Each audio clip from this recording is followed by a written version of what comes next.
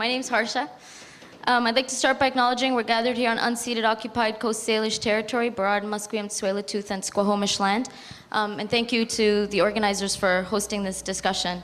I have to admit, in terms of this debate, I know it's been going on for a week, but I've only just read all the Facebook messages and all the emails that are floating around this morning as I was trying to prepare my thoughts. So I'm really frustrated and really angry, to be quite honest. And I'm not going to be kind of engaging in esoteric generalizations about diversity of tactics, because I think just that very starting point is problematic, and I'll explain why. So I'll try to be as specific as possible about what happened on Saturday and what the organizing of that looked like, so that we can be as specific as possible rather than generally making huge generalizations about diversity of tactics. I want to locate myself within this dialogue first. I don't personally engage in Black Bloc tactics, but as a longtime community organizer and as a woman of color, I want to stand in full and firm support of diversity of tactics and in solidarity with those who do, and particularly those who are facing police repression during this time.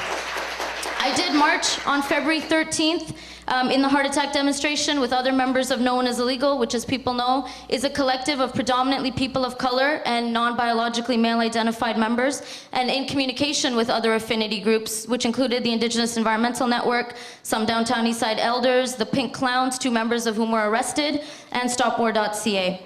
While I cannot speak for the personal motivations and intentions of those who engage in Black Bloc tactics, I think the distance that I do have from those tactics is somewhat useful in this debate. Firstly, because there's this idea that only those who engage in Black Bloc actions support Black Bloc tactics.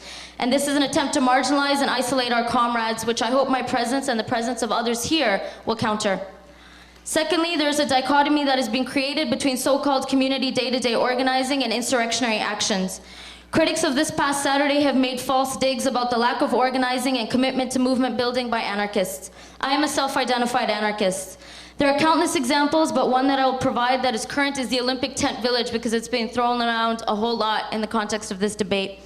As people know, the Olympic Tent Village is happening right now at 58 West Hastings on a Concord Pacific lot that's currently being leased out by Van Ock. And anarchists, self-identified anarchists, members who engage in Black Bloc actions have put in countless hours. And by countless hours, I mean 16-hour days to contribute to the tent village. That includes graveyard shifts to do security, and this might be a surprise to someone, but that includes de-escalation with law enforcement, which the Black Bloc is completely capable of doing.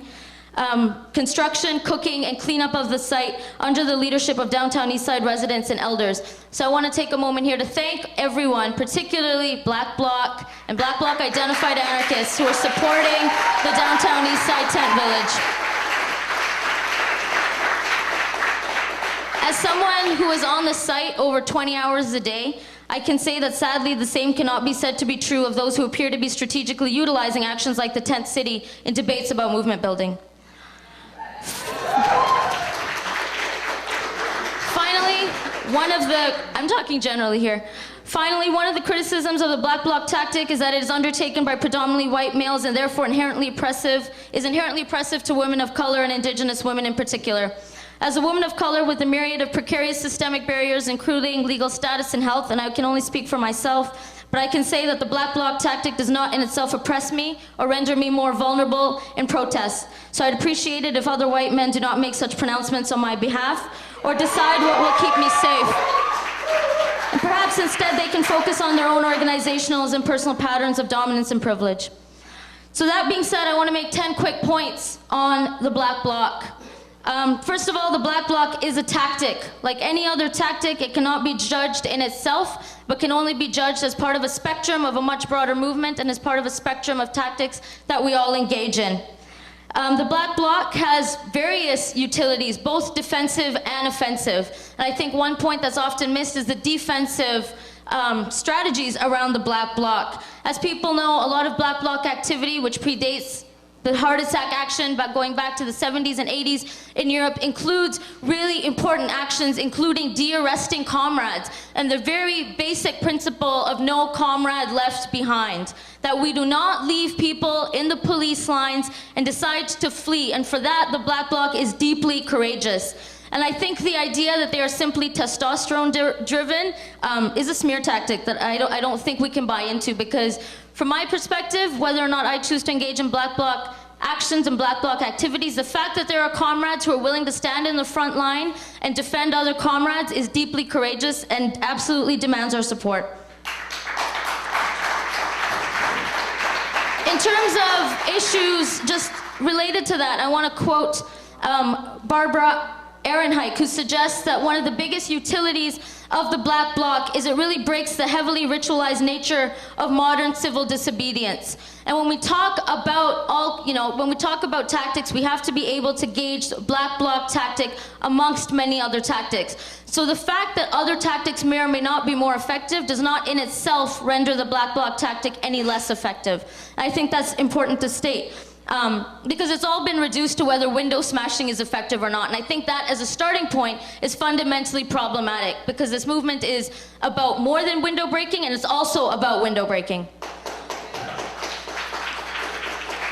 In terms of the protest tactic of the Black Bloc, I want to touch on a second point, I want to finish on that point in terms of the Black Bloc tactic and the mask, because Derek brought up specifically a point of anonymity.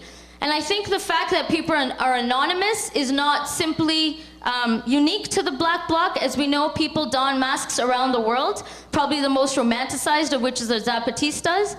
And if we are going to be able to have solidarity with global struggles, we have to understand that the reasons for wearing a mask are the same, whether it's in Chiapas in Palestine or it's the Black Bloc on our streets. State surveillance and state policing, particularly in the context of the Olympics, where people have had visits by the Vancouver Integrated Security Unit, means that people need to protect themselves. To me, the Black Bloc is not anonymous. It's a tactic, and the members of the Black Bloc are people that are known to me. If people want to come down to Tent Village, you'll probably meet many of them. My second point that I want to make in terms of the Black Bloc, and I won't spend much time on it because I don't think there's much debate here, and that is if the Black Bloc engages in violent tactics. And the only response that I really care to make to that is that we're asking the wrong side the question about violence. If we're going to talk about violence, we need to be talking about corporate sponsors, we need to be talking about the state, we need to be talking about the military, we need to be talking about the police, who daily commit violence on people. And as far as we know, not a single individual and not a single animal has been harmed in Black Bloc tactics. What has been harmed is lifeless windows, okay? So let's be very clear about what we talk about violence before we start to perpetuate mainstream media rhetoric about violence and play into and feed into our enemies' rhetoric.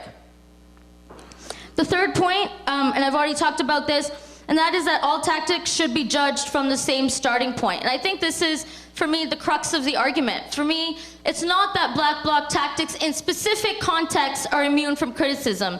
If people have criticisms about the 13th that are involved in organizing, I need water. I'm really worked up. If people have criticisms about the 13th, then let's talk about specific criticisms. But all that we have seen is a general denunciation of property destruction. And as far as I'm concerned, every tactic is immune to criticism. That includes if we're going to have mass rallies where politicians are given a free stage to speak, despite their daily obscenities and the daily violence that politicians in this government are responsible for. We can talk about the fact that, symbolic rallies once a year are equally ineffective. So if we're going to talk about ineffectiveness, we need to be able to have the same starting point for every single tactic. And from everything that I've seen, we don't have these debates. I'm thankful for this debate, but the next time that there's a rally at the Vancouver Art Gallery appealing for a national housing strategy, let's talk about its effectiveness, right? Let's not condemn it. Let's talk about its effectiveness. And I think that's important to state, because everything that is happening in terms of denouncing Black Bloc tactics relies on simplistic caricatures about what it means. All it relies on is these caricatures of white, young males who are hooded in black and go around and smash shit. And Black Bloc tactics is so much more than that. This is a strategy that is part of a movement. And we can't romanticize or generalize either way, right? So tactics can be effective, they can be ineffective, but inherently they're neither.